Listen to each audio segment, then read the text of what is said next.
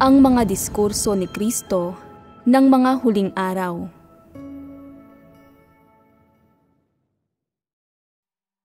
Sa madalas na pagbabasa lamang ng mga salita ng Diyos at pagninilay sa katotohanan, magkakaroon ng daan pasulong. Kung nais mong magampanan ng maayos ang iyong tungkulin, kailangan mo munang maunawaan ang katotohanan. Kailangan mong hanapin ang katotohanan ng buong puso.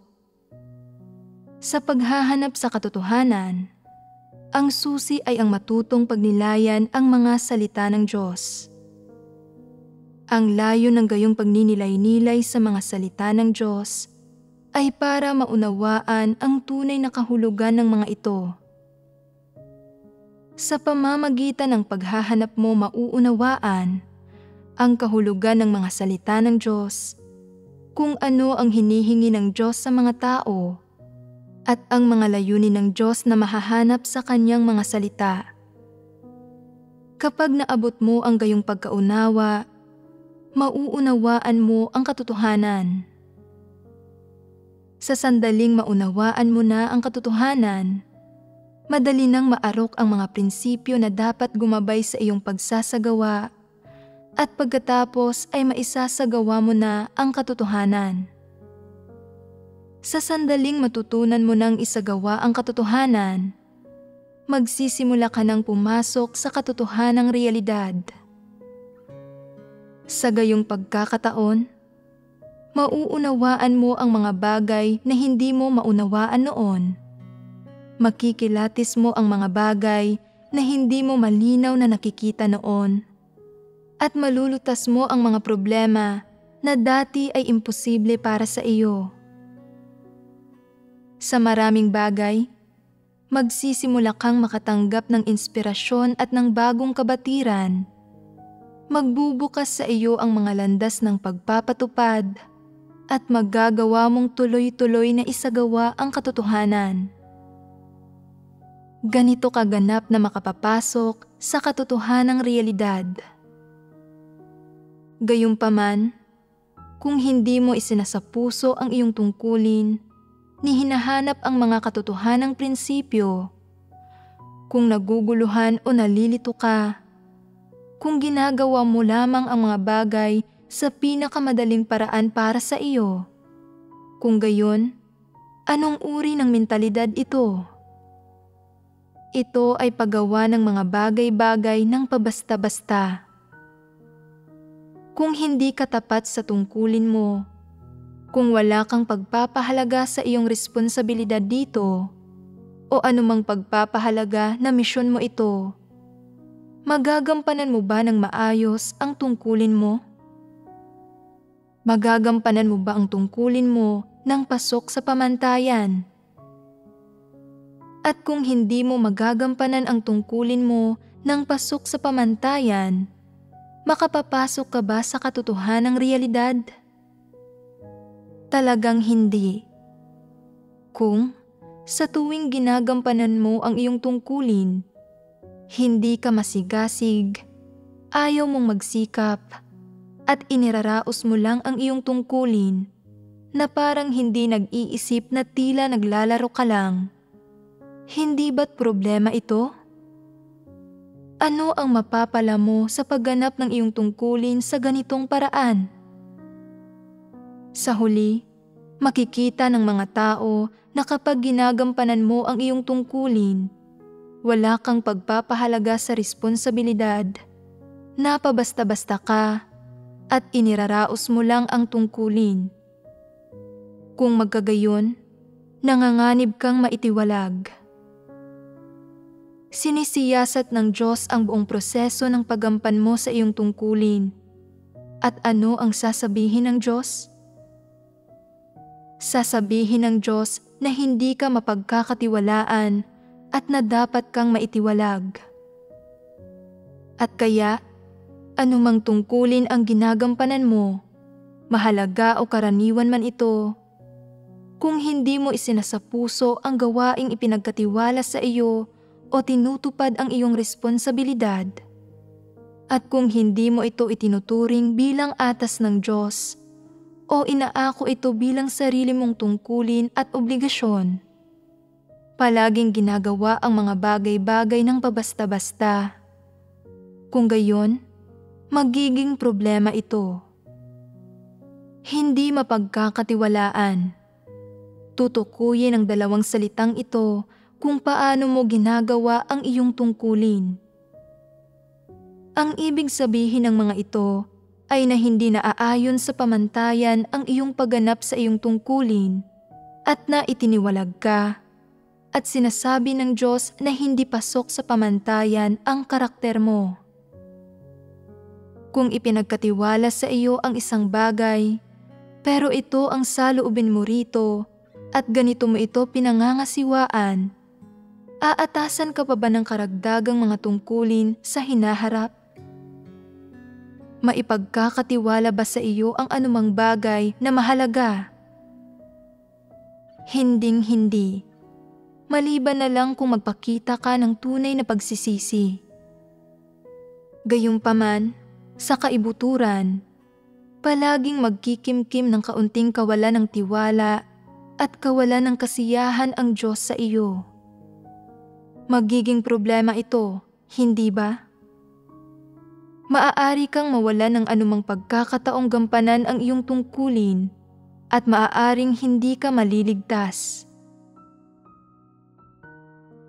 Kapag ginagampanan ng mga tao ang kanilang tungkulin, sa katunayan, ginagawa nila ang dapat nilang gawin. Kung ginagawa mo ito sa harap ng Diyos, kung ginagampanan mo ang iyong tungkulin at nagpapasakop ka sa Diyos ng may pag-uugali ng katapatan at may puso, hindi ba't mas magiging tama ang ugaling ito? Kaya paano mo dapat gamitin ang ugaling ito sa iyong pang-araw-araw na buhay? Dapat mong gawing realidad mo ang pagsamba sa Diyos ng may puso at katapatan. Tuwing gusto mong magpakakupad at iraos lamang ang gawain, tuwing gusto mong kumilos sa tusong paraan at maging tamad, at tuwing naaabala ka o mas ginugustong magpakasaya na lamang, dapat mong isaalang-alang. Sa pagkilos ng ganito, ako ba ay nagiging di mapagkakatiwalaan? Ganito ba ang pagsasapuso ko sa paggawa ng aking tungkulin? Ako ba ay nagiging di tapat sa paggawa nito? Sa paggawa nito, nabibigo ba akong tuparin ang inaasahan sa akin sa atas na naipagkatiwala ng Diyos sa akin? Ganito ka dapat magnilay sa sarili mo. Kung malalaman mo na ikaw ay palaging pabasta-basta sa iyong tungkulin, na ikaw ay hindi tapat, at na nasaktan mo ang Diyos, ano ang dapat mong gawin? Dapat mong sabihin, nadama ko sa sandaling iyon na may mali rito, pero hindi ko ito itinuring na problema. Pinahapyawan ko lang iyon ng walang ingat. Ngayon ko lang natanto na talagang ako ay naging pabasta-basta na hindi ko natupad ang aking responsibilidad. Talagang wala akong konsensya at katwiran. Natuklasan mo ang problema at nakilala mo ng kaunti ang iyong sarili. Kaya ngayon, dapat mong baguhin ng lubusan ang sarili mo. Ang iyong saloobin sa pagganap sa iyong tungkulin ay mali. Nawalan ka ng ingat doon, tulad ng pagkakaroon ng dagdag na trabaho at hindi mo isinapuso iyon. Kung muli kang pabasta-basta na katulad nito, dapat kang manalangin sa Diyos at hayaan siyang disiplinahin at ituwid ka. Dapat magkaroon ka ng gayong kalooban sa paggawa ng iyong tungkulin. Saka ka lamang tunay na makapagsisisi. Makapagbabago ka lamang ng lubusan kapag malinis ang iyong konsensya at nagbago na ang iyong saloobin sa pagganap mo sa iyong tungkulin. At habang nagsisisi ka, dapat mo ring pagnilayan ng madalas kung talagang naibigay mo ang iyong buong puso, buong isipan, at buong lakas sa pagganap mo sa iyong tungkulin. Pagkatapos, gamit ang mga salita ng Diyos bilang panukat at iniaangkop ang mga ito sa iyong sarili, malalaman mo kung ano pa ang mga problema sa pagganap mo sa iyong tungkulin.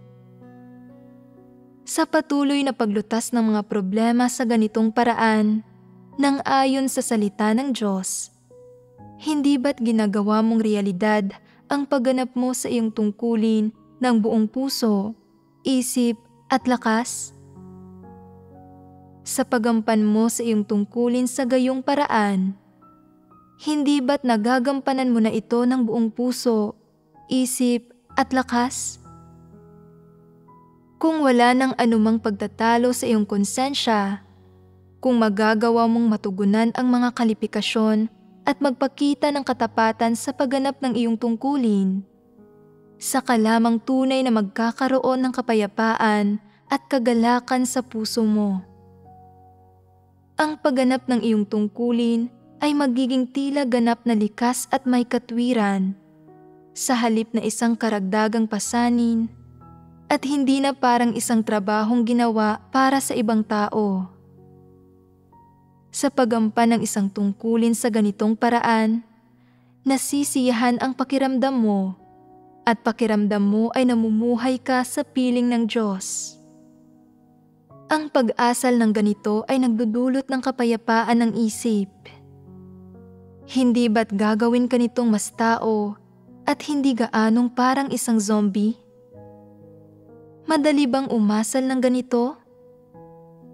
Sa totoo lang, madali ito. Pero hindi ito madali para sa mga hindi tumatanggap sa katotohanan. Sa katunayan, magampanan man o hindi ng isang tao ang kanyang tungkulin nang naaayon sa pamantayan, may umiiral na bigat sa puso niya.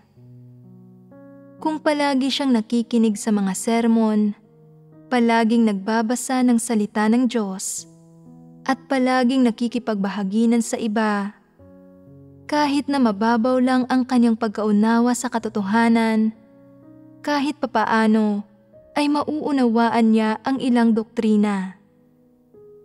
Sa pagsasaalang-alang sa mga doktrinang ito, mahuhusgahan din niya kung gaano kahusay niyang ginagampanan ang kanyang tungkulin at kung sinusunod niya ang mga prinsipyo.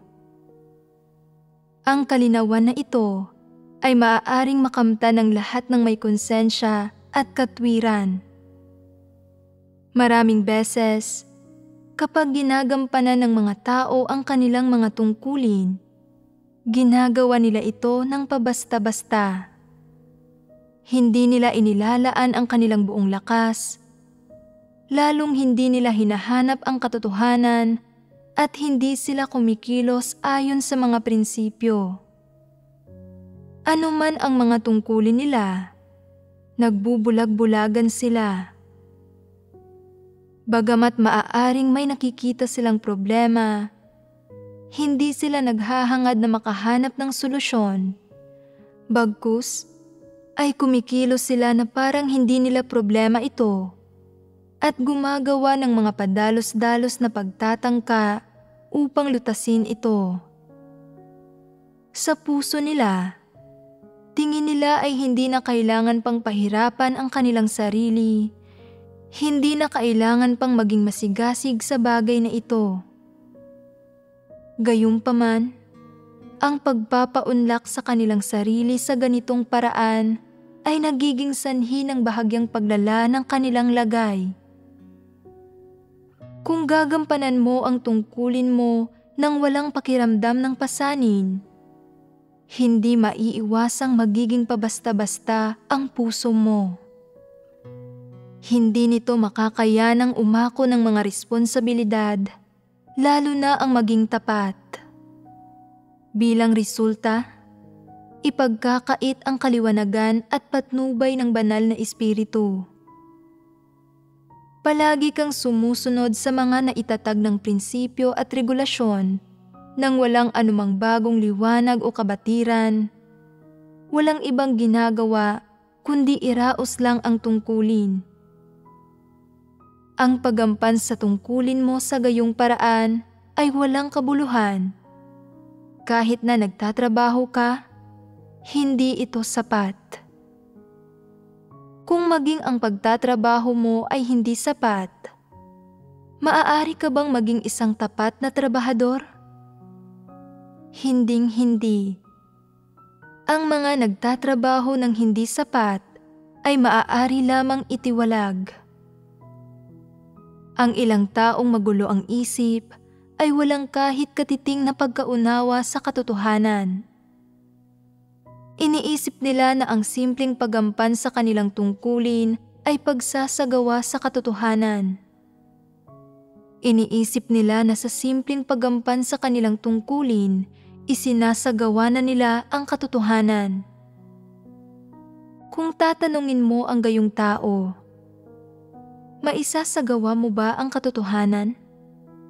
Sasagot siya, hindi ba't isinasagawa ko ang katotohanan sa pamamagitan ng paggawa ng aking tungkulin? Tama ba siya? Iyon ang mga salita ng isang taong magulo ang isip.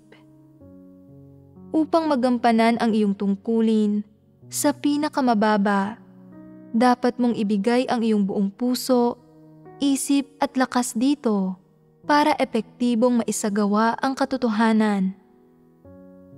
Upang epektibong maisagawa ang katotohanan, dapat kang kumilos ayon sa mga prinsipyo.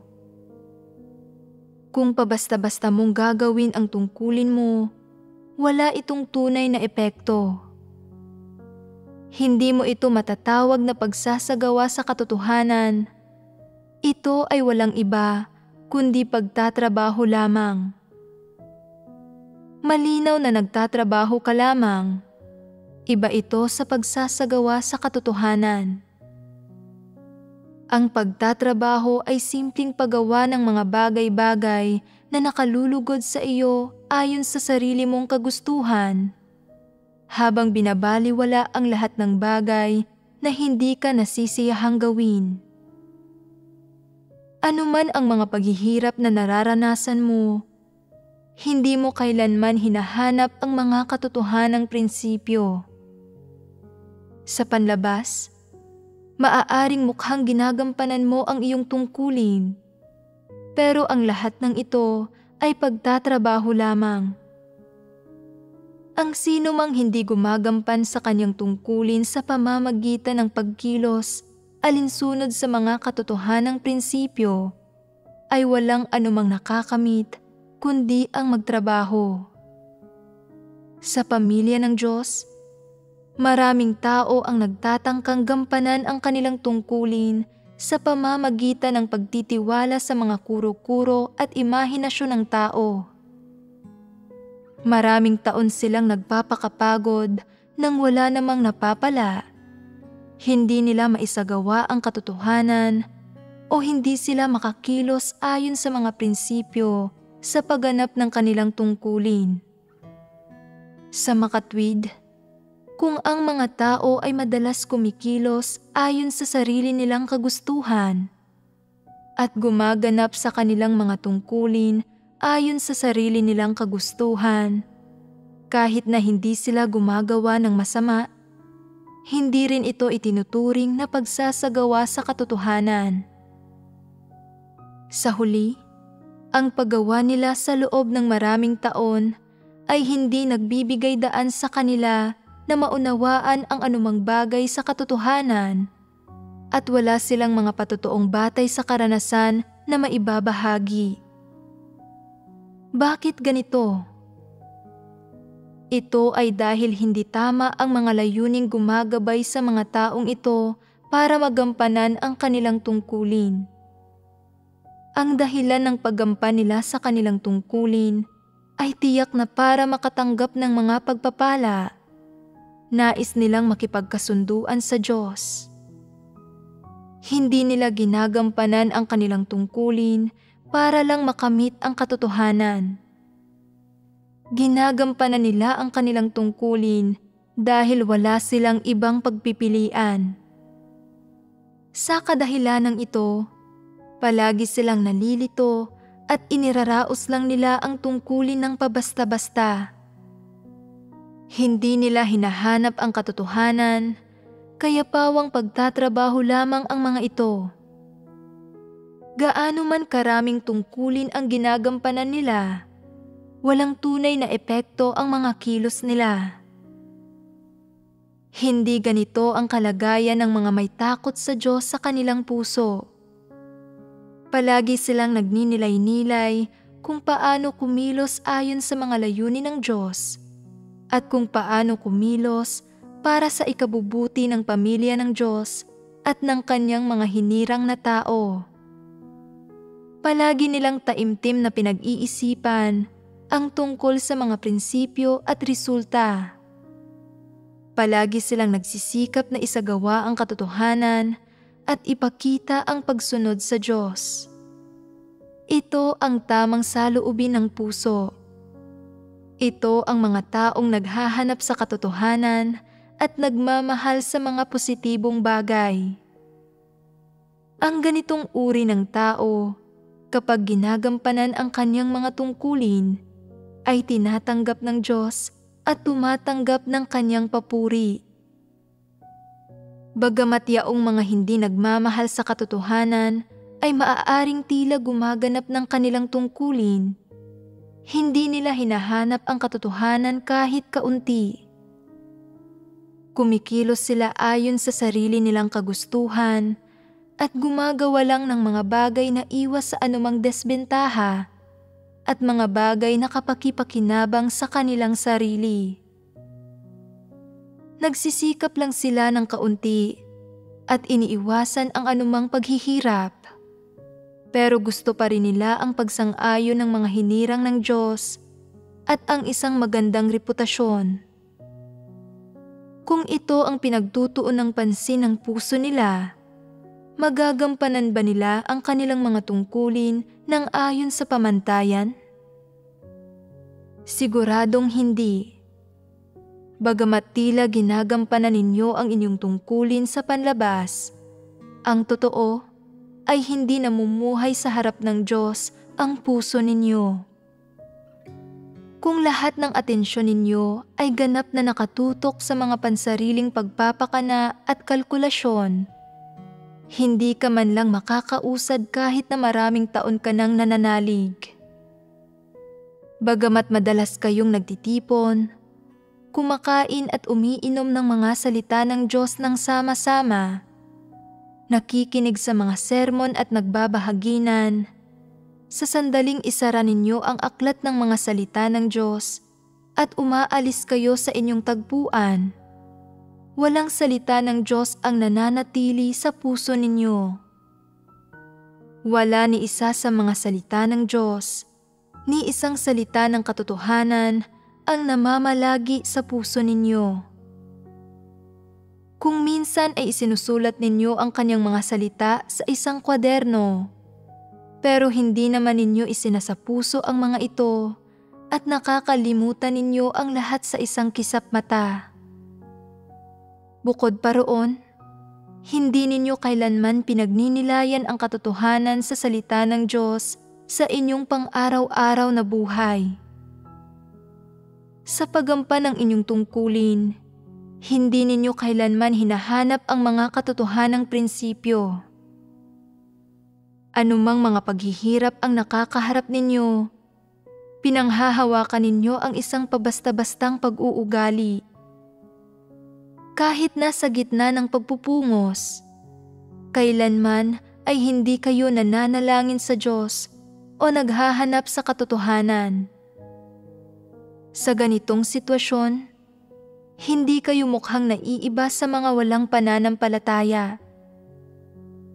Ilang taon na kayong nananampalataya sa Diyos, pero wala kayong pagpasok sa buhay ni katotohanang realidad. Ang inyong pagganap ng tungkulin ay pawang pagtatrabaho lamang at ang layunin ninyo ay ang ipagpalit ang gayong pagtatrabaho para sa mga pagpapala ng kaharian ng langit. Walang duda rito. Sa pananampalataya sa Diyos sa ganitong paraan, mahirap para sa inyo na makapasok sa katotohanang realidad. Mahirap na makamit ang buhay at ang katotohanan. Sa inyo, mayroong mga nagtataglay ng mahusay na kakayahan. Ngunit kahit na higit sa 1 dekada na ang kanilang pananalig, kaya lamang nilang magbigkas ng ilang salita at doktrina, at humihinto sila sa mabababaw na salita at doktrina. Kontento na sila na makaunawa ng kaunting doktrina at iniisip nila na sapat na ang simpleng pagsunod sa mga regulasyon. Mahihirapan silang gumawa ng mas higit pa. Sapagkat hindi pa nasubukan ng puso ng gayong mga tao na maunawaan ang katotohanan, napakalimitado ng saklaw ng kakayanan nilang makapasok sa katotohanang realidad. Ang magagawa lang nila ay sumunod sa ilang regulasyon.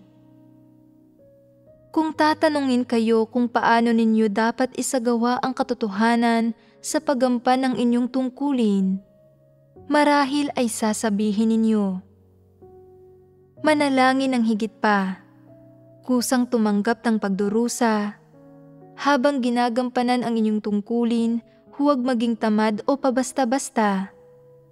Kumilos ayon sa mga prinsipyo at magpasakop sa pamilya ng Diyos sa anumang hinihingi nito. Kaya ninyong talakayin ang mga mababaw, doktrinal na mga aspekto ng pagtupad ng inyong tungkulin. Pero sa mga partikular na issue na may kinalaman sa mga katotohanang prinsipyo, mayroon lamang kayong kaunting pagkaunawa. Ipinapakita nito na karamihan sa mga tao ay naiintindihan lamang ang literal na kahulugan ng katotohanan, pero hindi nila nauunawaan ang realidad ng katotohanan. Dahil dito, hinding-hindi talaga nila nauunawaan ang katotohanan. Ang mga taong hindi nakauunawa sa katotohanan ay maaaring magbigay ng ilang salita at doktrina tungkol sa katotohanan.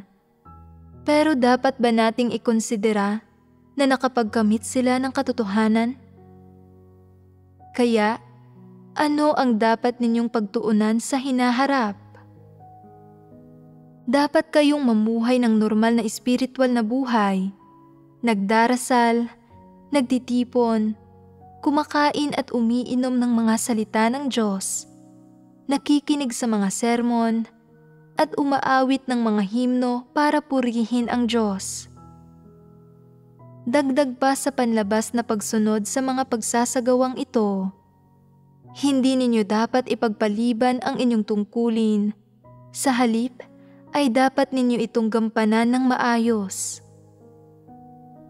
Nariyan din ang pinakamahalagang bagay na dapat ninyong maunawaan. Kung nais mong hangarin ang katotohanan, kung nais mong maunawaan at makamit ang katotohanan, dapat kang matuto kung paano manahimik sa harap ng Diyos, kung paano pagnilayan ang katotohanan, at kung paano pagnilayan ang mga salita ng Diyos. Mayroon bang mga formalidad na dapat isaalang-alang habang pinagninilayan ang katotohanan? Mayroon bang anumang regulasyon? Mayroon bang anumang mga limitasyon sa oras? Kailangan mo ba itong gawin sa isang partikular na lugar? Hindi. Maaari mong pagnilayan ang mga salita ng Diyos sa anumang oras o saan mang lugar. Isantabi ang oras na kalimitan ninyong iginugugol sa paglilibang o pangangarap ng gising at igugol ito sa pagninilay-nilay sa mga salita ng Diyos at sa katotohanan upang hindi masayang ang araw. Paano nagsasayang ng oras ang mga tao? Ginugugol nila ang kanilang mga araw sa walang saysay na kwentuhan. Ginagawa ang mga bagay na interesado sila o sumasali sa mga kalokohan na walang kinalaman sa katotohanan.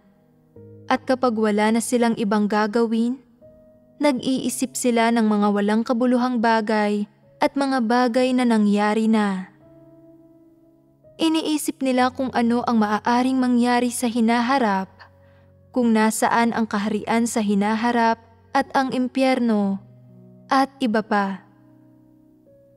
Hindi ba't mga kalokohan ito? Kung ginugugol ninyo ang oras na ito sa mga positibong bagay, kung tahimik kayo sa harap ng Diyos, gumugugol ng mas maraming oras sa pagninilay-nilay sa mga salita ng Diyos at pagbabahagi sa katotohanan, suriin ang bawat kilos ninyo at dalhin ang mga ito sa harapan ng Diyos para sa Kanyang pagsisiyasat. Kung pagkatapos ay pinagninilayan ninyo kung anong mga isyu ang nananatiling hindi nalulutas sa inyo at kung anong mga paghihirap ang natitira pang dapat talakayin sa pagganap ng inyong tungkulin, at kung nalutas na sa pamamagitan ng paghahanap sa katotohanan sa mga salita ng Diyos ang inyong mga tiwaling disposisyon na madalas na mabunyag, lalo na iyong mga pinakamapaghimagsik laban sa Diyos at pinakanakamamatay. Kung malulutas ang lahat ng isyong ito sa loob ng takdang panahon, unti-unti kayong papasok sa katotohanang realidad. Paano dapat isagawa ang pagninilay-nilay sa mga salita ng Diyos? Una, pag-isipan at pagnilayan ng madalas ang tungkol sa mga espiritual na termino at pananalita na karaniwan ninyong ginagamit. Tanungin ang sarili ninyo. Maaaring alam ko kung ano ang literal at theoretical na kahulugan ng mga bagay na ito, pero ano ang realidad ng mga bagay na ito? Ano ang saklaw ng mga realidad na ito? Paano ako magtataglay ng mga realidad na saklaw sa loob ng mga espiritual na pagpapahayag na iyon? Saan ko dapat simulan ang pagsasagawa at pagpasok sa mga ito? Ganito kayo dapat magnilay-nilay. Dito nagsisimula ang pagninilay-nilay sa salita ng Diyos. Mahirap unawain ang katotohanan at isagawa ito kung ang isang tao ay nananampalataya sa Diyos pero hindi natuto kung paano pagnilayan ang mga salita ng Diyos. Kung hindi maunawaan ng isang tao ang katotohanan, maaari ba siyang pumasok sa katotohanang realidad? Kung walang pagpasok sa katotohanang realidad, makakamit ba ng isang tao ang katotohanan? Kung hindi makakamit ang katotohanan, mapapalugod ba ng isang tao ang mga layunin ng Diyos? Hindi nila magagawa, tiyak iyon. Dahil hindi nauunawaan ng mga tao ang katotohanan, namumuhay lamang sila sa kanilang tiwaling disposisyon at nilalabanan nila ang Diyos. Paano matutugunan ng gayong mga tao ang mga layunin ng Diyos? Talagang hindi ito magagawa.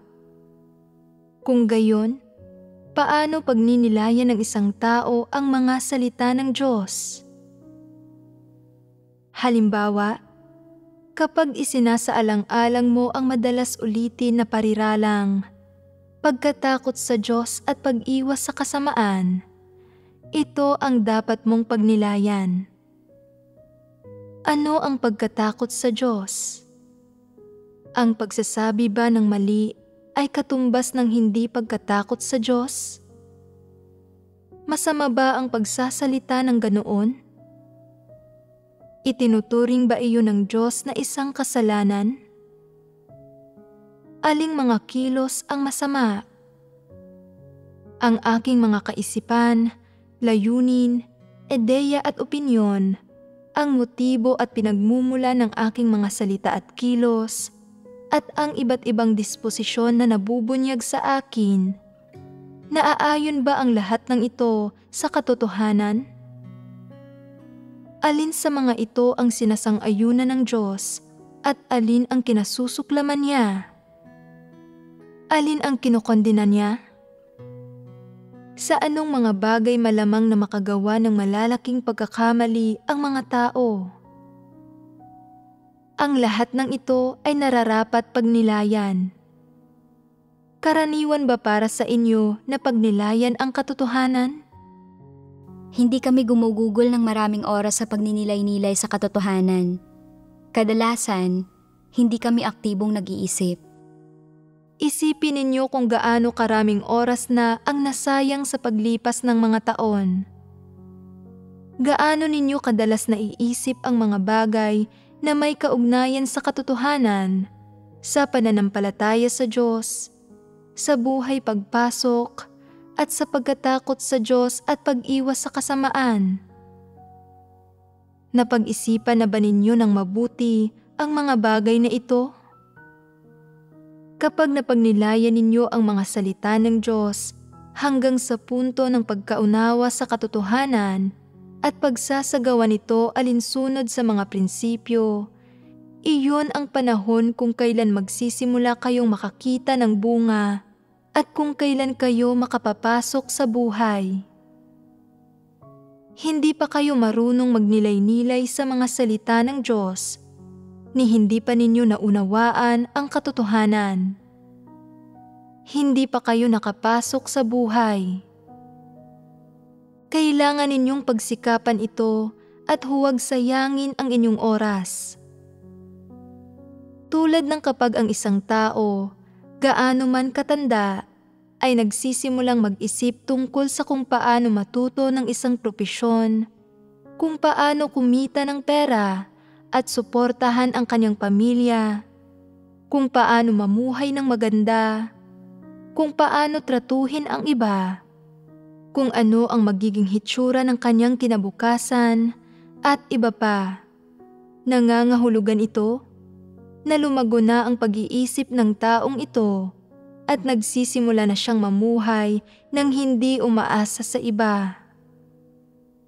Ang isang taong hindi nag-iisip tungkol sa mga gayong bagay at hindi kailanman napag-isipan ang gayong mga bagay ay isang taong walang mga kaisipan o sariling opinyon. Hindi nila maintindihan ang mga bagay na ito tungkol sa buhay. Kaya kailangan nilang umasa sa kanilang mga magulang sa lahat ng bagay. Umaasa sila sa mga magulang nila para sa perang panggastos, sa pagkaing kakainin, at para sa mga damit na susuotin. Kung hindi sila aalagaan ng kanilang mga magulang, sila ay maghihikahos, magugutom, at lalamigin.